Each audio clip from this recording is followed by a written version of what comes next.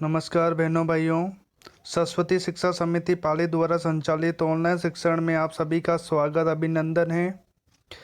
कक्षा अष्टमी विषय विज्ञान के बारे में आज चर्चा करेंगे। अब तक हमने प्रथम और द्वितीय दो पाठों का अध्ययन कर लिया है। अब हम चर्चा करेंगे पाठ तृतीय के बारे में। तो अध्याय 3 भाग प्रथम संश्लेषित रेशे और प्लास्टिक्स, इसके बारे में आज चर्चा करेंगे। बात करते हैं हम रेशे और उनके प्रकारों के बारे में। सर्वप्रथम बात करते हैं रेशे किसे कहते हैं, उसकी परिभाषा के बारे में। जिनके द्वारा पोशाक और कपड़े बनते हैं उन्हें रेशे कहा जाता है। और रेशे दो प्रकार के होते हैं, एक तो है प्राकृतिक रेशे और दूसरा है संश्लेषित या कृत्रिम रेशे। अब बात करते हैं प्राकृतिक और संश्लेषित रेशों में अंतर क्या है, उनकी परिभाषा क्या और उनके उदाहरण क्या हैं। तो सर्वप्रथम बात करते हैं प्राकृतिक रेशे के बारे में। ऐसे रेशे जो प्रकृति से प्राप्त होते हैं उन्हें प्राकृतिक रेशे कहते हैं, जैसे कपास और ऊन। कृत्रिम रेशों की जब हम बात करें, ऐसे रेशे जो प्रकृति से प्राप्त नहीं होते हैं, मनुष्य द्वारा रासायनिक अभिक्रिया द्वारा निर्मित किए जाते हैं, उन्हें कृत्रिम रेशे कहते हैं, जैसे नायलॉन, रेयॉन, डैक्रोन, जिसे हम पॉलिस्टर भी कहते हैं। तो इस तरह से हमने जाना कि दो प्रकार के रेशे होते हैं, एक तो प्रकृति से प्राप्त होने वाले और एक मानव जनित रेशे।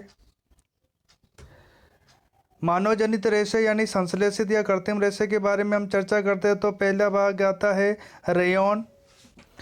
रेयॉन को संश्लेषित रेशा कहते हैं। यह रेशा प्रकृति से प्राप्त उच्च बहुलक सेलुलोज से रासायनिक अभिक्रिया द्वारा बनाया जाता है। सेलुलोज शुद्ध करके सोडियम हाइड्रोक्साइड अर्थात सोडियम हाइड्रोक्साइड को NaOH भी कहते हैं, जिसका pH 14 होता है और अति क्षारीय होता है। और इसके साथ कार्बन डाइसल्फाइड C2S से निर्मित कर गाढ़ा द्रव रूप बनाया जाता है, जिसे विस्कोस कहते हैं। और इस विस्कोस को तनु सल्फ्यूरिक अम्ल में प्रवाहित कर ये रेशे प्राप्त किए जाते हैं। यह प्राकृतिक रेशम से भी सस्ता होता है। सबसे अच्छी बात है कि ये प्राकृतिक रेशम से भी सस्ता होता है और इससे आसानी से बुना भी जा सकता है। रेयॉन और कपास मिलाकर चादर व गलीचे भी बनाए जाते हैं। आगे हम बात करते हैं रेयॉन के बाद में नायलॉन, संश्लेषित रेशा या कृत्रिम रेशा। यह एडिपिक अम्ल और हेक्सामेथिलीन डाइएमीन से मिलकर बनाया जाता है। यह पूर्ण रूप से संश्लेषित रेशा है। यह प्रबल प्रत्यास्थ यानी खिंचावट और हल्का होता है। यह चमकीला और आसानी से साफ किए जा सकने वाला कपड़ा होता है। मजबूती के कारण ये ज़्यादातर चट्टानों पर चढ़ने के लिए रस्सी और पैराशूट आदि बनाए जाते हैं। यानी ज़्यादातर इतना कठोर और प्रत्यास्थ होता है जिस कारण से इसके चट्टानों पर चढ़ने के लिए रस्से बनाए जाते हैं और पैराशूट बनाए जाते हैं। इसके अलावा दैनिक जीवन में उपयोगी कई वस्तुएं, जैसे हम देखें जुराब जिसे हम मोजे कहते हैं, दांत साफ करने वाला ब्रश जिसे हम टूथब्रश कहते हैं, तंबू आदि भी बनाए जाते हैं। तो नायलॉन संश्लेषित रेशे जो बहुत ही उपयोगी है।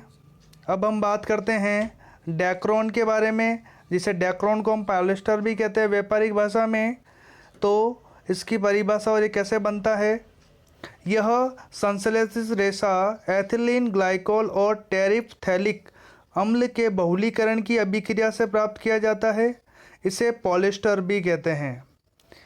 इनसे बने कपड़ों में आसानी से सिलवटें नहीं पड़ती। बहुत ही इम्पोर्टेंट बात है, सिलवटें नहीं पड़ती। यह सपाट रहता है और आसानी से धुल सकने वाला कपड़ा होता है। तो डैक्रोन के बारे में हमने अभी चर्चा की। अब तक हमने तीनों के बारे में जाना कि रेयॉन क्या होता है, कैसे बनाया जाता है, नायलॉन क्या है, कैसे बनाया जाता है, उसके उदाहरण क्या है, और डैक्रोन या पॉलिस्टर क्या होता है। अब बात करते हैं कक्षा कार्य की। तो मैंने आपको यहाँ पे 5 प्रश्न दिए हैं उत्तर सहित, जो आपको अपनी कॉपी में करने हैं। और इसके अलावा गृह कार्य के लिए मैंने 4 प्रश्न दिए हैं, उससे भी आप अपनी कॉपी में करना है। ठीक है, धन्यवाद, नमस्कार। आप